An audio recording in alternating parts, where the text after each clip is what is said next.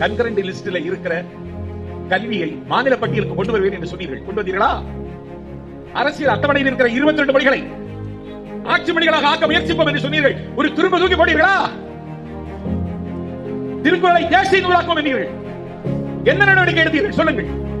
எங்கள் கடல் எல்லையில் எங்கள் மீனவர்கள் ஜலசமாதியாகிக் கொண்டிருக்கிறார். சிங்கள கடற்படை ஒட்டு பூச்சியாய் உண்மை தேவையாய் நினைத்து எங்கள் மீனவர்களை கொள்ளுகிறார்கள். கரையிலே பிறக்க வைத்தான், கடலிலே பிழைக்க வைத்தான், காலமெல்லாம் கண்ணீரில் மிதக்க வைத்தான் என்று கடலாடும் மீனவர்களின் கண்ணீர் கதறல் ஸ்டாலினுக்கு கேட்கிறதா? இன்றைக்கும் கைது செய்யப்படுகிறார்கள். தடுத்து நிறுத்துவதற்கு நீங்கள் எடுத்த நடவடிக்கை என்ன சொல்லுங்கள். நீங்கள் 5 ஆண்டு காலம் ஆயிற்று ஆட்சிக்கு என்ன செய்தீர்கள்? 505 வாக்குறுதிகளை தந்தார் அண்ணன் ஸ்டாலின். எத்தனை வாக்குறுதிகளை நிறைவேற்றினீர்கள்? நீங்கள் நிறைவேற்றிய வாக்குறுதிகள் வெறும் 66. அரைகுறையாக நிறைவேற்றிய வாக்குறுதிகள் 66. நிறைவேறாத வாக்குறுதிகள் 373. ஒரே மேடையில் விவாதிப்பதற்கு அறிவாலயத்தில் ஏதாவது ஆசாமிகள் தயாராக இருக்கிறீர்களா?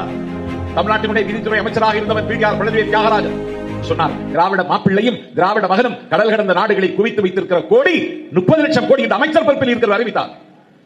அவருடைய நிதியமைச்சர் பதவி பிடிக்கப்பட்டது. ஏன் அவர் அமைச்சர் நீங்கள் நீக்கவில்லை? நீக்கினால் நீங்கள் செய்த அநியாயங்கள் எல்லாம் அம்பலத்துக்கு வரும் என்ற காரணத்தினாலே உங்களால் நீக்க முடியவில்லை. உங்கள் அமைச்சரவையில் இருக்கிற சகாவே உங்கள் குடும்பம் அடித்த கொள்ளையை இன்றைக்கு அம்பலத்திற்கு கொண்டு வருகிறார். அடையாளம் தெரியாத ஒரு நபர் என்னை அணுகி இந்த கேகே நகர் டிப்போவை 12 கோடி ரூபாய்க்கு விற்று விட்டார்கள் என்று எனக்கு சொல்லுகிறார். நீங்கள் ஏன் என்னிடத்தில் சொல்லுகிறீர்கள் என்று கேட்டேன். உங்களிடத்தில் சொன்னால் தான் ஊருக்கெல்லாம் தெரியும் என்பதனால் சொல்லுகிறேன் என்றார். கேகே நகர் டிப்போவை 12 கோடிக்கு விற்று விட்டார்கள்.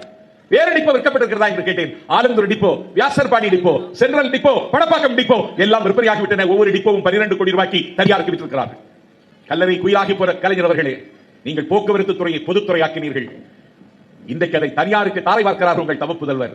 இந்த கூட்டத்தில் சொல்லுகிறேன், அண்ணன் ஜேசிடி பிரபாகர் அவர்களே, தலைவரை நேரடியாக சந்திக்க வாய்ப்பு பெற்ற உங்களிடத்தில் கேட்டுக் கொள்கிறேன். போக்குவரத்து ஊழியர்களை அரசு ஊழியர்களாக ஆக்குவோம் என்கிற அறிவிப்பை தலைவரிடத்தில் வெளியிட சொல்லுங்கள். அவ்வளவு கொதிப்பில் இருக்கிறார்கள், அவ்வளவு கொந்தளிப்பில் இருக்கிறார்கள். அளவு கிடந்த ஆத்திரமும் கோபமும் வாக்காளர்களுக்கு இருக்கிறது.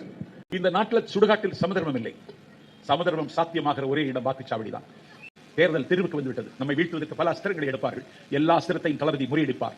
ஆகவே பண்டிகளின் முன்னால் முத்தை சிதறவிடாதீர்கள். வெற்றி கழகத்தின் வேட்பாளர் இருக்க புறம்போக்குகளை ஆதரிக்கிற பாவத்தை மறந்தும் செய்து விடாதீர்கள். காணப்பறவையின் கலகல என்ற ஓசையை விட, ஆரவாரம் செய்கிற ஆழக்கடலின் ஓசையை விட, குதித்து கும்மாளம் போட்டு கீழே விழுகின்ற குற்றாலத்தின் ஓசையை விட, ஆலய மணியின் ஓசையை விட உன்னதமான ஓசை எங்கள் விசிலின் ஓசை. அந்த ஓசையை மனதில் வைத்து விசிலுக்கு வாக்களியுங்கள் என்று